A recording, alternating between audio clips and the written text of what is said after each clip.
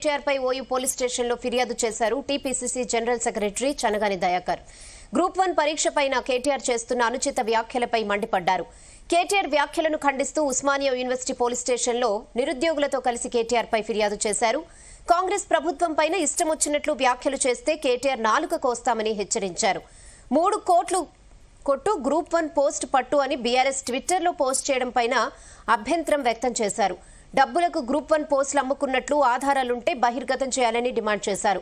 లేదంటే కేటీఆర్ పైన ₹1 కోటి నష్టపరిహారం వేస్తామని హెచ్చరించారు.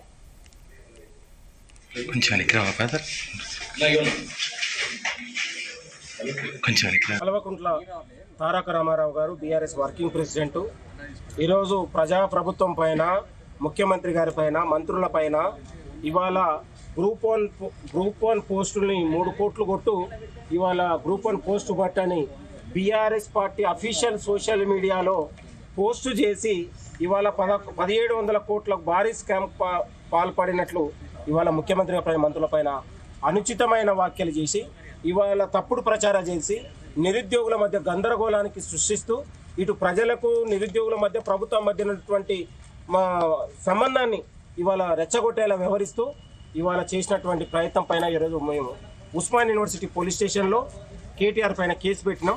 దీని పోలీసులు కూడా పూర్తి దర్యాప్తు చేసి కేటీఆర్ పైన కేసు పెట్టాలని మేము కోరుతా ఉన్నాం.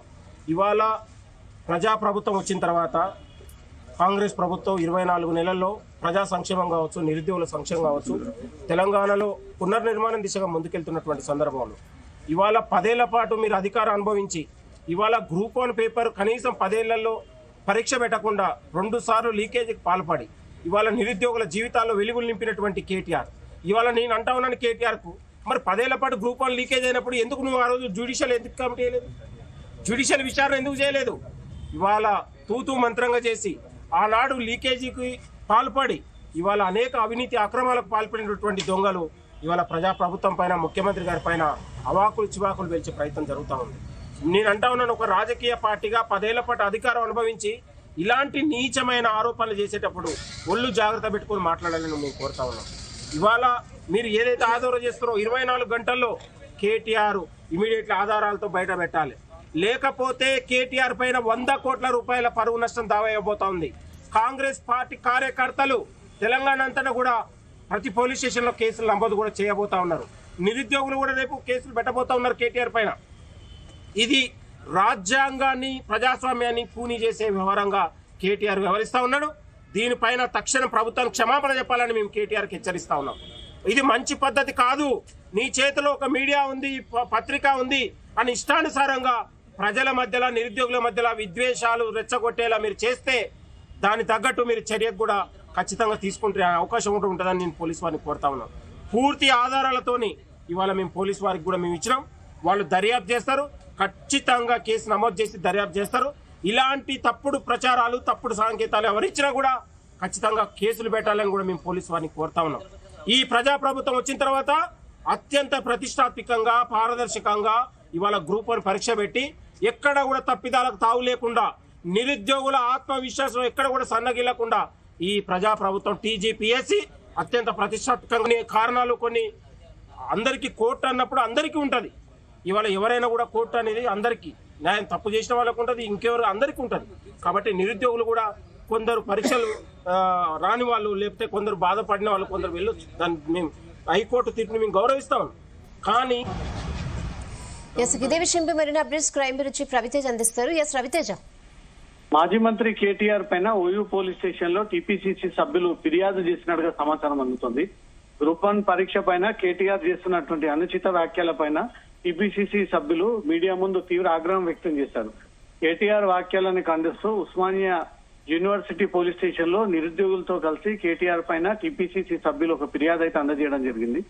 కాంగ్రెస్ ప్రభుత్వం పైన ఇష్టం వచ్చినట్టుగా వ్యాఖ్యలు చేస్తే కేటీఆర్ నాలుక గోస్తామంటూ కూడా హెచ్చరిస్తూ ఒక వార్నింగ్ లాగా మీడియా ముందు టీపీసీసీ సభ్యులు, నిరుద్యోగులంతా కూడా ఇటీవలే జరిగినటువంటి పరిణామాలను దృష్టిలో పెట్టుకుని ఒక హెచ్చరికగా, వార్నింగ్ గా కేటీఆర్ పేరుని ప్రస్తావన తీసుకొచ్చి తీవ్ర స్థాయిలో మండిపడ్డట్టుగా తెలుస్తుంది. 3 కోట్లు కొట్టు గ్రూప్ 1 పోస్ట్ పట్టు అంటూ బీఆర్ఎస్ నాయకులు ట్విట్టర్ లో పోస్ట్ చేయడంపై, దాన్ని తీవ్రంగా వైరల్ చేయడం, దుష్ప్రచారం చేయడం పైన మాత్రం అభ్యంతరాలు వ్యక్తం చేస్తూ ఆ ట్విట్టర్ హ్యాండిల్స్ కొన్ని ఐడీస్ ని కూడా మెన్షన్ చేసి ఓయూ పోలీస్ స్టేషన్ లో ఫిర్యాదు అందజేసినట్టుగా తెలుస్తుంది. డబ్బులకు గ్రూప్ 1 పోస్టులు అమ్ముకున్నట్టుగా ఆధారాలుంటే ఆ వివరాలన్నీ కూడా బహిర్గతం చేయాలి, లేదంటే కేటీఆర్ పైన ₹1 కోటి నష్టపరిహారం వేస్తాము టీపీసీసీ సెల్ తరఫున అంటూ కూడా ఈ విషయాన్ని మీడియా ముందు ప్రస్తావించడం జరిగింది.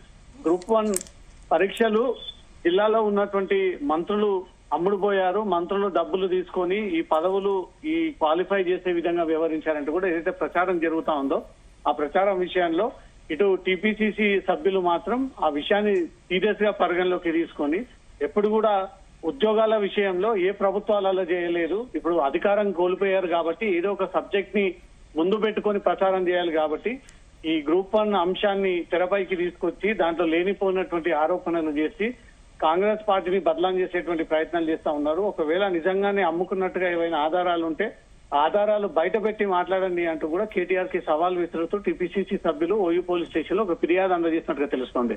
రెహానా. ఓకే రవితేజ. వ్యాఖ్యలు చేయడమా సిగ్గు సిగ్గు సిగ్గు సిగ్గు ఖబర్దార్ కేటీఆర్, చర్య తీసుకోవాలి. కేటీఆర్ పై తక్షణం వెంటనే